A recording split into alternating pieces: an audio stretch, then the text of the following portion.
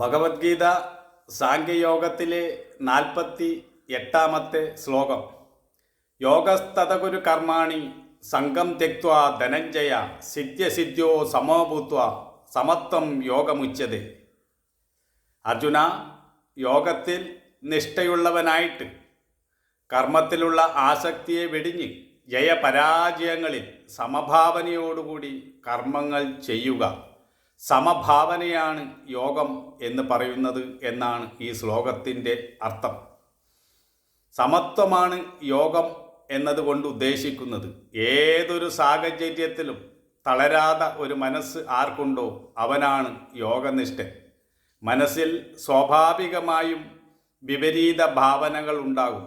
സുഖം, ദുഃഖം, ഇഷ്ടം, അനിഷ്ടം, രാഗം, ദേഷ്യം, ജയം, പരാജയം, ഇതെല്ലാം മനസ്സിൻ്റെ ദ്വന്ദ്വഭാവങ്ങളാണ്.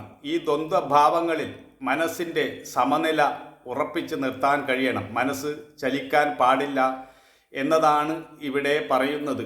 യോഗനിഷ്ഠ കൈവരിക്കണമെങ്കിൽ നിരന്തരമായ അഭ്യാസം കൂടിയേ തീരൂ. ഒരു ദിവസം കൊണ്ടൊന്നും മനസ്സിൻ്റെ മുകളിൽ നമുക്ക് നിയന്ത്രണം സാധ്യമല്ല. എത്ര ശാസ്ത്രം പഠിച്ചാലും സാധ്യമല്ല. നിരന്തരമായ അഭ്യാസത്തിലൂടെ മാത്രമേ മനസ്സിൻ്റെ പരിവർത്തനം സാധ്യമാവുകയുള്ളൂ.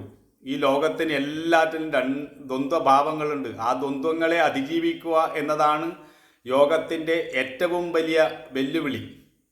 എത്ര അറിവുള്ളവനായാലും ശരി, ചില വിപരീത ഭാവനകളിൽ നമ്മുടെ മനസ്സ് ചലിച്ചു പോകും.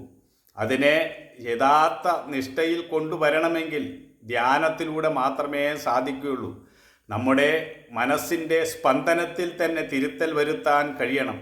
അവിടെയാണ് യോഗനിഷ്ഠ. നമ്മുടെ ജീവിതത്തിൽ നമുക്ക് പ്രതികൂലവും അനുകൂലവുമായ സാഹചര്യങ്ങൾ ദിവസേന വന്നുകൊണ്ടിരിക്കും. ആ പ്രതികൂലവും അനുകൂലവുമായ സാഹചര്യങ്ങളിലൊന്നും നമ്മുടെ മനസ്സ് ചലിക്കാതെ നിശ്ചലമായി നിൽക്കണം.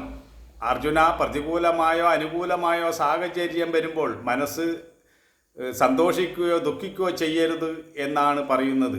മനസ്സിന് വിജയം വരുമ്പോൾ അല്ലെങ്കിൽ നമ്മൾ ബാഹ്യമായി വിജയിക്കുമ്പോൾ അമിതമായി സന്തോഷിക്കുകയോ അല്ലെങ്കിൽ പരാജയം വരുമ്പോൾ ക്ലേശിക്കുകയോ ചെയ്യാതെ സമഭാവനയിൽ മനസ്സിനെ നിർത്താൻ കഴിയണം.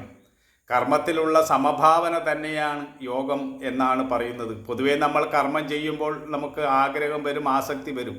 അപ്പോൾ അതിൻ്റെ ഫലമായി ഉണ്ടാകുന്ന ദുഃഖവും വരും.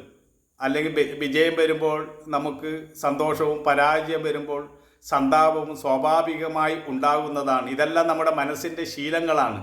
ശീലം സ്വഭാവമായി, സ്വഭാവം നമ്മുടെ കാർന്ന് തിന്നുകയാണ്. ഇനി ഇതിനെ ഒന്ന് സമഭാവനയിൽ കൊണ്ടുവരിക എന്നത് അത്ര എളുപ്പമുള്ള കാര്യമല്ല. നമ്മൾ എത്രയൊക്കെ പറഞ്ഞാലും സാഹചര്യം വരുമ്പോഴേ അത് നമുക്ക് തിരിച്ചറിയുവാൻ കഴിയുള്ളൂ. എന്നാൽ ആത്മാർത്ഥതയും സത്യസന്ധതയും ഉണ്ടെങ്കിൽ തീർച്ചയായും മനോബലം നേടാൻ കഴിയും, സമഭാവന കൈവരിക്കാൻ കഴിയും. അതിനായിട്ട് നമ്മുടെ ജീവിതം ആ ഒരു സത്യത്തിന് വേണ്ടി നമ്മൾ ഒഴിഞ്ഞു വെച്ചതായിരിക്കണം. അല്ലെങ്കിൽ ഒന്നും അത്ര എളുപ്പത്തിൽ സാധിച്ചു എന്ന് വരില്ല. എങ്കിലും നിരന്തരമായ അഭ്യാസം ആര് ചെയ്യുന്നോ അവർക്കിത് സാധിക്കും എന്ന് തന്നെയാണ് പറയുന്നത്. അർജുനൻ ഒരു സ്ഥലത്ത് ഭഗവാനോട് ചോദിക്കുന്നുണ്ട്, ഭഗവാനെ, മനസ്സിനെ നിയന്ത്രിക്കുക എന്ന് പറഞ്ഞാൽ വായുവിനെ പിടിച്ചു കെട്ടാൻ ശ്രമിക്കുന്നത് പോലെ അല്ലേ എന്ന്. അപ്പോൾ ഭഗവാൻ പറയുന്നുണ്ട്, തീർച്ചയായും നീ പറഞ്ഞു ശരിയാണ്, പക്ഷേ നിരന്തരമായ അഭ്യാസം കൊണ്ട് സാധിക്കുക തന്നെ ചെയ്യുമെന്ന് ഉള്ള ഉറപ്പും കൊടുക്കുന്നുണ്ട്. അതുകൊണ്ട് മനസ്സിനെ നിയന്ത്രിക്കാൻ പ്രയാസമാണെങ്കിലും നിയന്ത്രിക്കാൻ സാധിക്കും. അത് ആര് എവിടെ നിൽക്കുന്നു അവിടെ തന്നെയാണ് അത് തുടങ്ങേണ്ടത്. അല്ലാതെ എവിടെയെങ്കിലും ഓടിപ്പോയിട്ട് അഭ്യസിക്കേണ്ടതല്ല. നമ്മൾ ചെയ്യുന്ന കർമ്മങ്ങളിൽ നമ്മൾ നിഷ്ഠയോടുകൂടി സമഭാവന കൈവരിക്കാൻ ശ്രമിക്കുകയാണ് ചെയ്യേണ്ടത്. അല്ലാതെ നാട്ടിലുള്ള പ്രശ്നങ്ങളൊന്നും നേരിടാൻ കഴിയാത്തതുകൊണ്ട് ഗുഹയിൽ പോയിരിക്കാം എന്ന് പറഞ്ഞാൽ അതൊന്നും സമഭാവനയല്ല. എവിടെയാണോ ഒരാൾ നിൽക്കുന്നത്, ഏത് സാഹചര്യത്തിലാണോ നിൽക്കുന്നത്, അവിടെ സമഭാവന കൈവരിക്കാൻ കഴിയണം. അവിടെ യോഗനിഷ്ഠനാകാൻ കഴിയണം. അതാണ് ഇവിടെ പറഞ്ഞിരിക്കുന്നതിൻ്റെ അർത്ഥം. അർജുനൻ ഇപ്പോൾ യുദ്ധക്കളത്തിലാണ് നിൽക്കുന്നത്. അവിടെ സമഭാവന കൈവരിക്കാനാണ് ഇവിടെ പറഞ്ഞിരിക്കുന്നത്.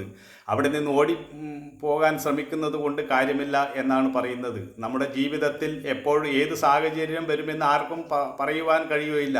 അപ്പോൾ അവിടെ സമഭാവന കൊണ്ടുവരാൻ ശ്രമിക്കണം. അമിതമായി സന്തോഷിക്കുകയോ അമിതമായി ദുഃഖിക്കുകയോ ചെയ്യാതെ മനസ്സിൻ്റെ സമനില കൈവരിക്കാൻ കഴിയണം. അതാണ് യോഗം എന്നാണ് ഇവിടെ പറഞ്ഞിരിക്കുന്നത്.